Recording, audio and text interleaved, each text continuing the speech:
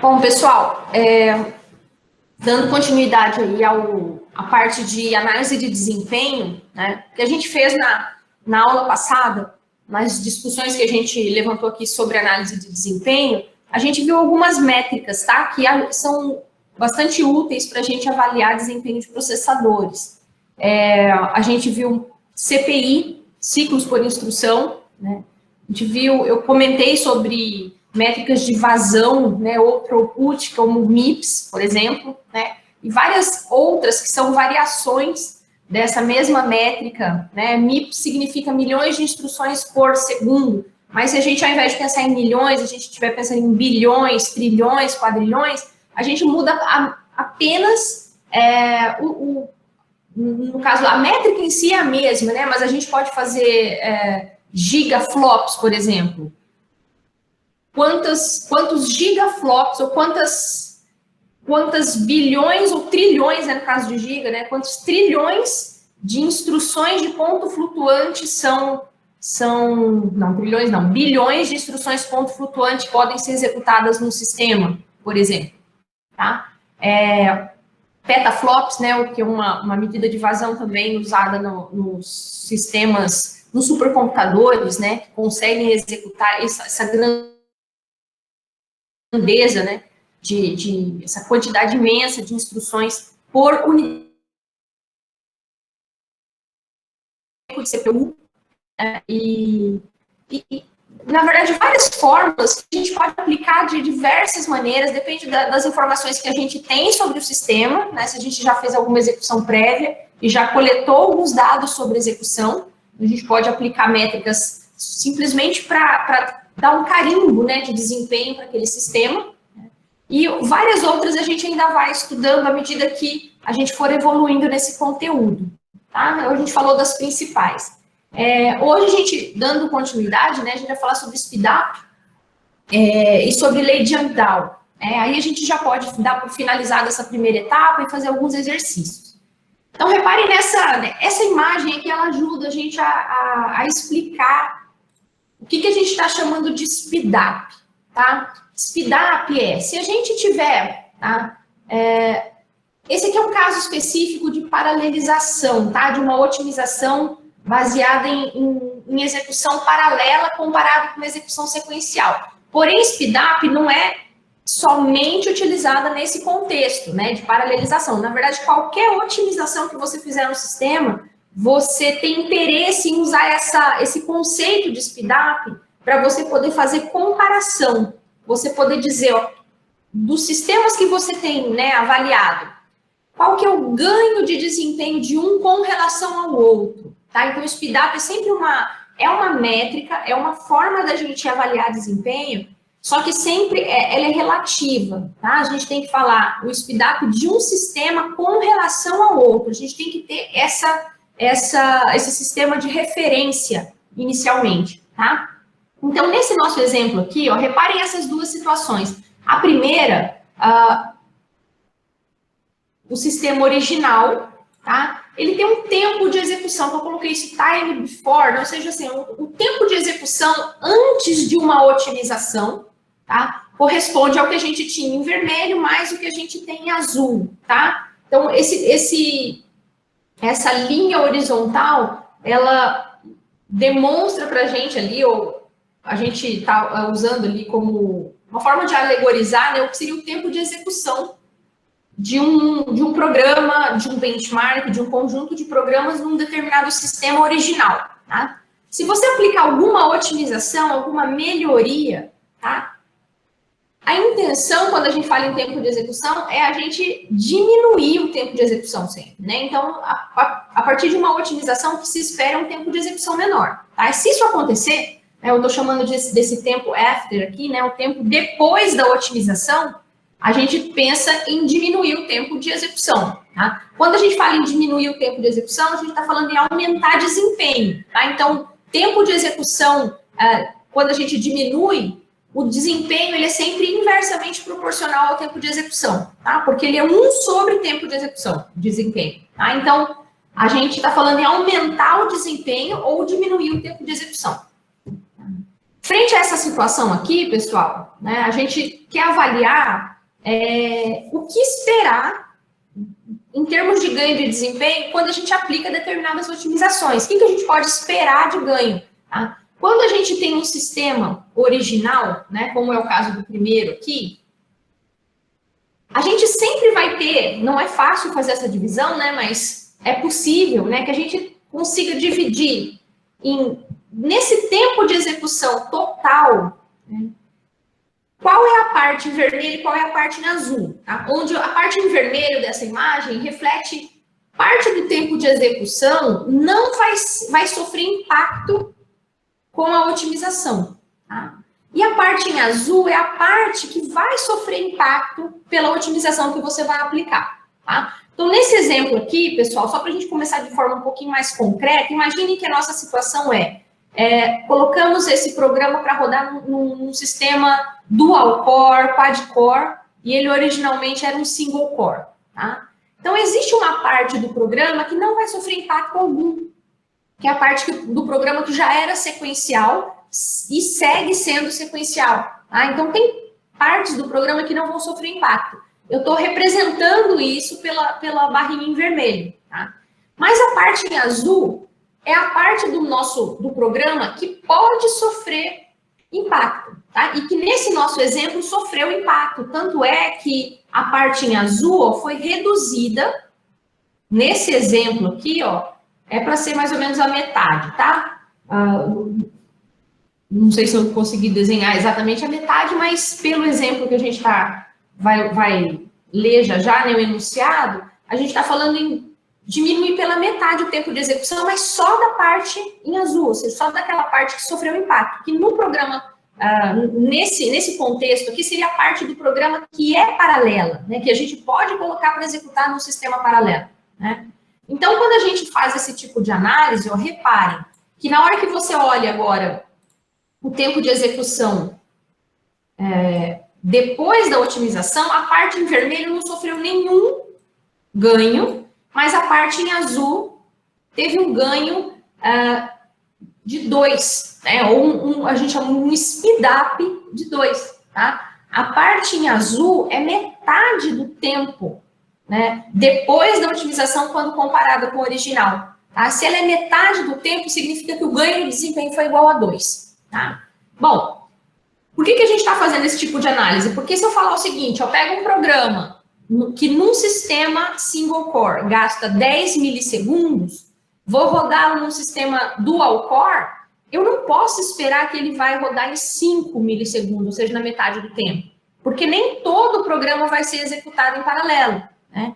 Como que a gente faz esse tipo de análise, onde parte do teu programa ou do teu benchmark vai sofrer impacto e parte não vai, tá? Isso aqui é uma análise de speed up, tá? Que a gente vai gerar uma lei chamada lei de Amdahl, que é uma fórmula que no final vai ajudar bastante a gente a fazer esse tipo de análise, tá? E a gente vai fazer alguns exercícios para deixar isso bem claro. Então, os conceitos que a gente vai introduzir aqui são os seguintes, né? Para a gente poder depois formalizar a lei. A parte em vermelho e a parte em azul, elas formam um total, esse total como se fosse igual a 1, tá? E F igual a 0,7, ó, eu estou dizendo que 70% aqui, ó, né, uma fração aqui equivalente a 70% do tempo de execução sofre impacto com a melhoria e 30% não sofre impacto com a melhoria, tá? O valor de 30 e 70 é simplesmente para a gente deixar um exemplo mais concreto, tá? Mas a gente precisa conhecer essa divisão, né, de partes que têm impacto e partes que não têm impacto. Tá? Então, se 30% do tempo de execução não sofre impacto, tá, é a parte que a gente não vai ter ganho algum. E nos 70%, né, restantes, né, a gente tem impacto, tá? E esse impacto é igual a 2 nesse exemplo. Tá? Então, onde que eu enxergo isso aqui no enunciado? Ó, um sistema single core, um processador single core, executa um programa P em 100 segundos. Então, o total azul mais vermelho, antes da melhoria, era igual a 100. Tá? Num sistema dual core, 70% do programa foi executado em paralelo. Aí aqui aparece o 70%, o F igual a 0,7. alcançando o speedup igual a 2, tá? O speedup igual a 2 é ganho de desempenho igual a 2, isso significa redução do tempo de execução pela metade, tá? Mas somente na parte do código que é paralela, ou seja, que pode ser paralelizado, tá? Qual é o speedup do programa P como um todo, tá? Nesse sistema multicore. Ou seja, eu quero saber qual é o ganho de desempenho final, tá? Então, eu tenho dados como F igual a 0,7, que é a parte paralela, tá? E P igual a 2, que é o speedup da fração paralela, tá? Então, eu quero saber, no final das contas, quando eu comparar esse tempo, o tempo sequencial com o tempo em paralelo, se eu fizer essa divisão, né, do tempo sequencial dividido pelo tempo em paralelo, eu vou ter um ganho de desempenho do sistema após a otimização. Tá? Como que a gente calcularia isso? Então, aqui a gente vai, no final das contas, chegar em uma fórmula que a gente vai chamar de lei de Amdahl já. Vamos tentar sozinhos chegar a ela, tá? Seguir a mesma linha de raciocínio usada para formalizar a lei de Amdahl. Vamos tentar caracterizar o tempo após a melhoria. Tá? O tempo após a melhoria é o tempo antes da melhoria, que é o total que você tinha de tempo de execução antes, vezes, e aqui que vai aparecer essas relações que a gente estava tentando definir. Tá? 1 menos F para a gente é exatamente, deixa eu ver se eu consigo mudar a cor aqui para ficar mais fácil. Vocês enxergarem, esse 1 menos F aqui, em cima, tá aparecendo aqui, 1 menos F mais F sobre P.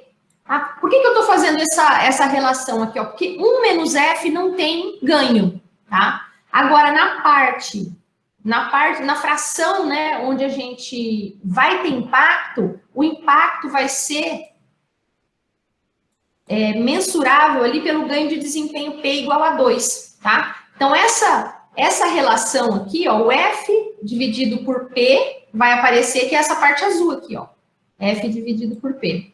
E 1 menos F se mantém como antes, tá? Quando a gente está usando isso aqui, a gente vai ter uma relação, na verdade, um valor que multiplicado pelo tempo before, né, o tempo antes, tá? Vai dar 100 vezes um valor que representa ali, né, vai representar o tempo final, né, o tempo vai ser menor do que 100, tá? Porque essa fração aqui, 1 menos F mais F sobre P, ela, no final das contas, ela vai ser um valor menor do que 1, tá? A gente espera que seja um valor menor do que 1 para que a gente tenha algum final, tá? Quando a gente colocar valores, vai ficar mais fácil, O que a gente está... Vamos colocar alguns valores aqui, por exemplo, isso tudo aqui corresponde a 100. Daqui até aqui, 100. Tá? Nem cheguei a usar aqui, mas seria esse nosso tempo before aqui,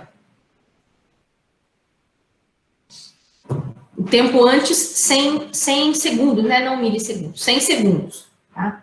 1 menos F... faltou aqui, pessoal, faltou. Vou ter que atualizar aqui também, Era 100 vezes...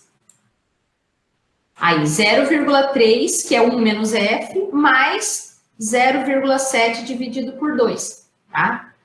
Isso deu um total de 65 segundos. Ou seja, eu saí de 100 segundos para 65 segundos após a melhoria, tá? Vê que a gente não caiu pela metade, não foi de 100 para 50, porque a parte vermelha não mudou, né? 30% desses 100 aqui não sofreu alteração. Então, 30 segundos eu mantive inalterados, né? Os outros 70 segundos do tempo de execução eu caí pela metade, tá? Então, deu 30 mais 35, deu um total de 65 segundos. Se eu fizer a relação entre o tempo antes, que é os 100 segundos, e o tempo depois, que é os 65 segundos, eu vou ter esse valor aqui de speedup, 1,54. Tá? Então, eu tive um ganho, né, de 54% ali. Eu posso dizer que o programa executou 54%, né, mais rápido, tá? Ou com relação ao programa original. Tá? Essa relação aqui, quando a gente coloca valores, ela fica bem simples, mas quando a gente não coloca valores e tenta abstrair como uma fórmula, tá? Ela vai gerar para a gente essa lei aqui de Amdahl, tá? Da seguinte maneira, ó, o speedup, após uma determinada otimização, ele é caracterizado pelo tempo antes da otimização dividido pelo tempo depois. Tá? Se a gente aplicar a mesma linha de raciocínio que a gente fez no slide anterior, a gente chega exatamente nessa formulazinha aqui, é 1 sobre 1 menos F mais F sobre P. Tá? Na hora fica como uma regra, por isso que é uma lei, né?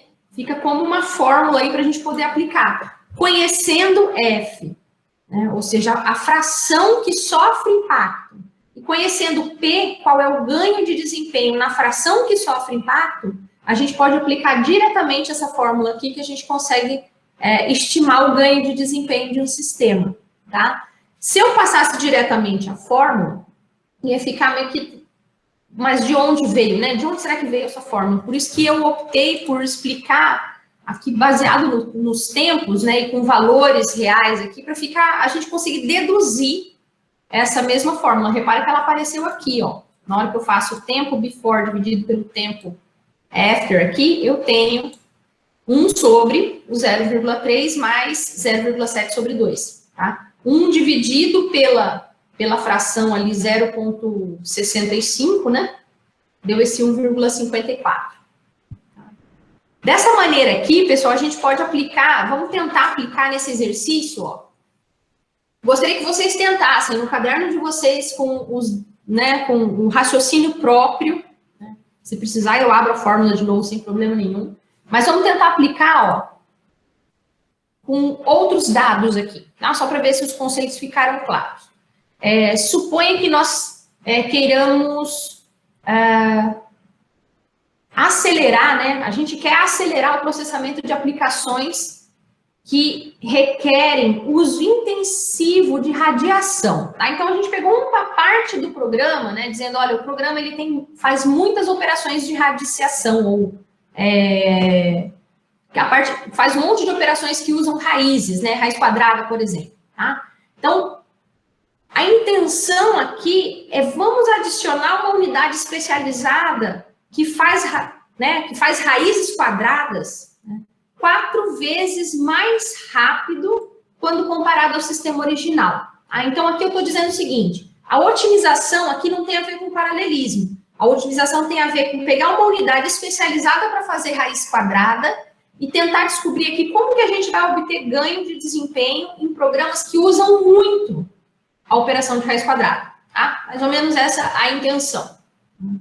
As outras operações, ó, essa informação é importante, não sofrem alteração nos seus tempos de execução. Então, todas as operações de soma, subtração, divisão, multiplicação, elas não sofrem alteração alguma. Mas as operações que usam raízes, por exemplo, raiz quadrada, essas vão sofrer um impacto significativo, elas vão rodar 4 vezes mais rápido, tá? Então, aqui nesse enunciado, a gente já tem informação aí daquele valor de P, ou seja, qual foi o speedup local, né? O speedup das operações de raiz, tá? Quadrada. A gente tem um P igual a 4, mas a gente não tem mais nenhuma informação nesse enunciado por enquanto, tá? Aí o primeiro item aqui começa a informar para a gente, ó.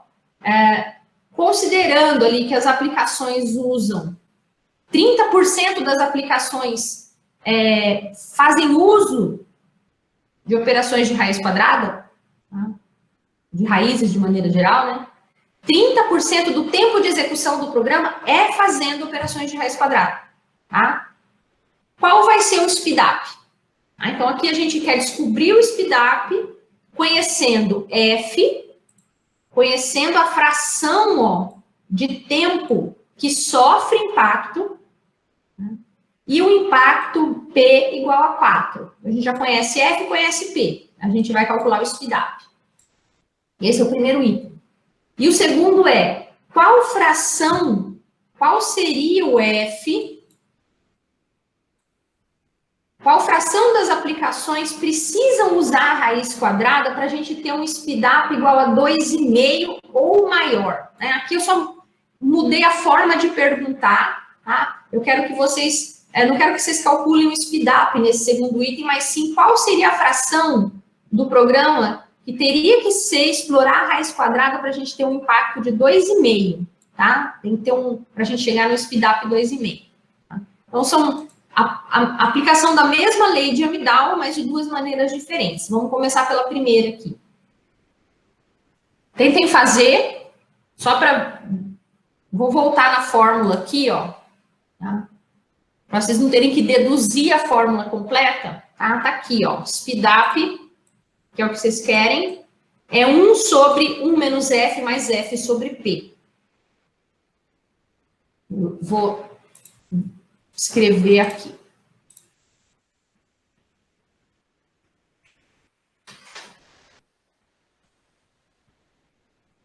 Dividido por 1.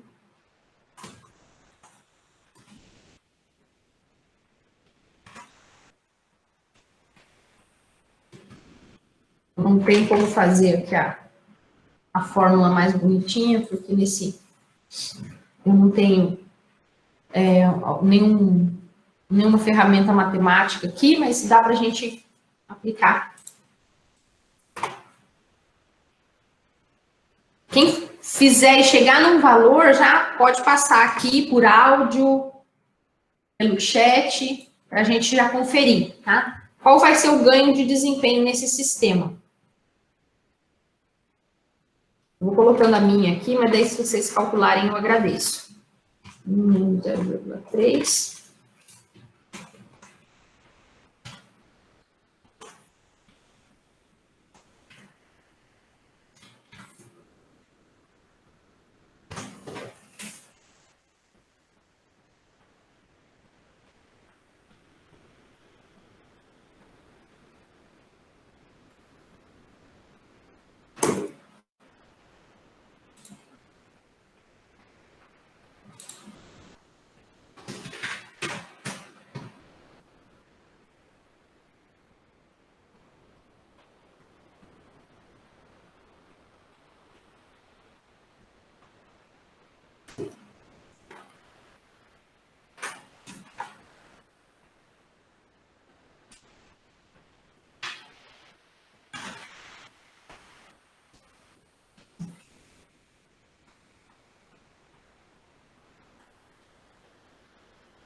Alguém chegou em algum valor para a gente confirmar aqui? 1,29, Matheus. Esse também foi o valor que eu cheguei aqui.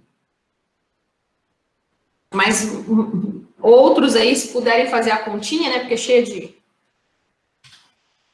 A gente vai ficar com 0,7 mais 0,075, se eu não errei o cálculo.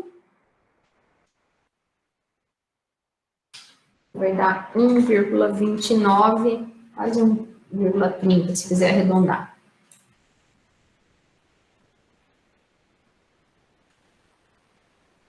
Se a gente for escrever aqui em termos de porcentagem, pessoal, seria 29% mais rápido, tá? Depois de usar a unidade que faz raízes, com ganho de 4.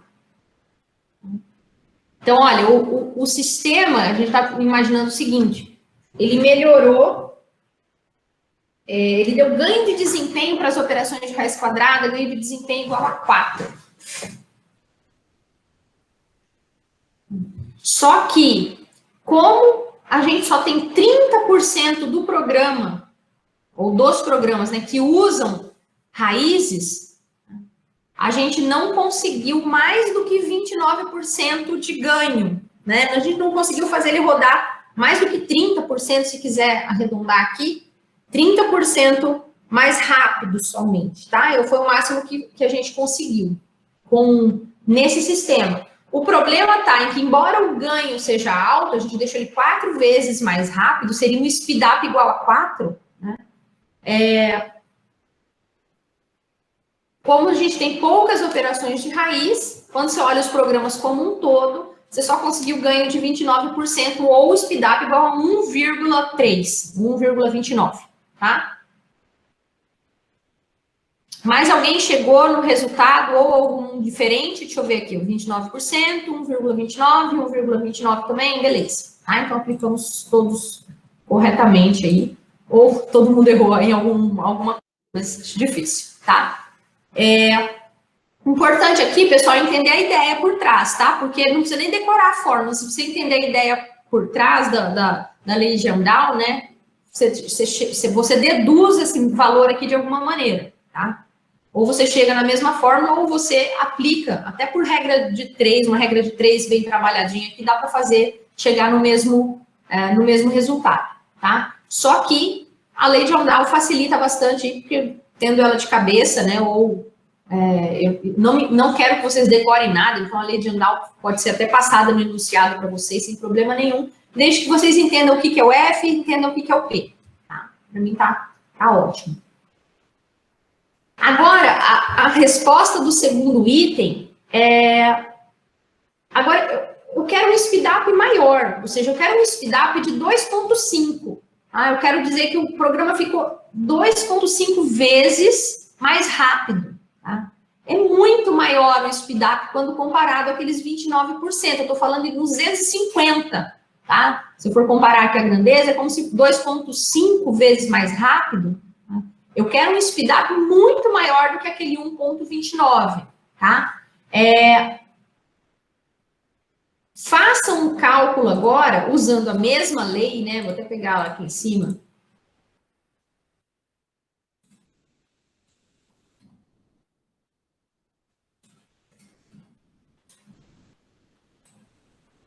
Só que agora, o que eu quero nesse exercício é, para chegar no speedup igual a 2,5, qual que deve ser o F, tá?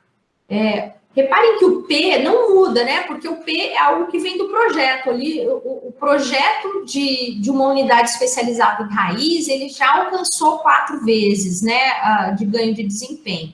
Tá? Então, o P não vai mudar. Mas o F é dependente de aplicação, né? E se as aplicações agora tiverem um F muito maior? Né? Qual tem que ser o F para que a gente tenha um speedup de 2,5? Essa que é a pergunta. Tá? Então, aqui vocês só vão mudar speedup igual a 2,5, 1 dividido por 1 menos F, mais F sobre P. Aí aqui tem a continha, né, que vai precisar ser feita isolando esse P para alcançar um determinado valor, isolar o F, desculpa, não o P, isolar esse F para a gente chegar num determinado valor, tá? Façam de vocês aí, para a gente confirmar todo mundo aí o mesmo valor, né? Eu não tenho esse...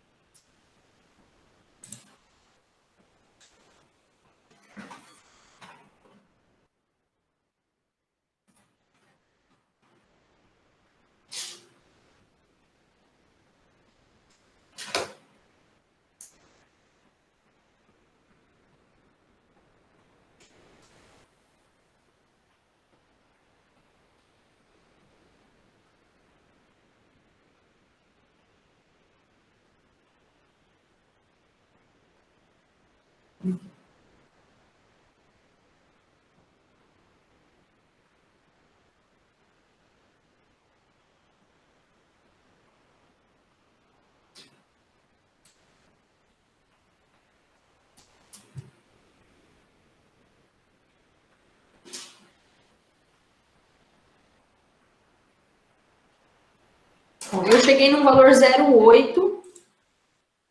Vejam aí se é esse mesmo, se todo mundo chegou. Deixa eu ver no chat aqui se alguém já postou. Se chegaram em valores. Bom, 0,8, 0,8, 0,8, beleza. Então, diminui a chance de a gente errar, né? A única necessidade aqui foi isolar o F, tá? Vou fazer algumas continhas. Ou seja, 80% dos programas tem que fazer o uso intensivo de raízes, né? Para poder alcançar o SPIDAP 2,5. Essa foi a informação que a gente conseguiu extrair aqui do enunciado. Me digam uma coisa. Qual seria o SPIDAP máximo possível nesse sistema otimizado? O que vocês dizem aí? Qual seria o máximo?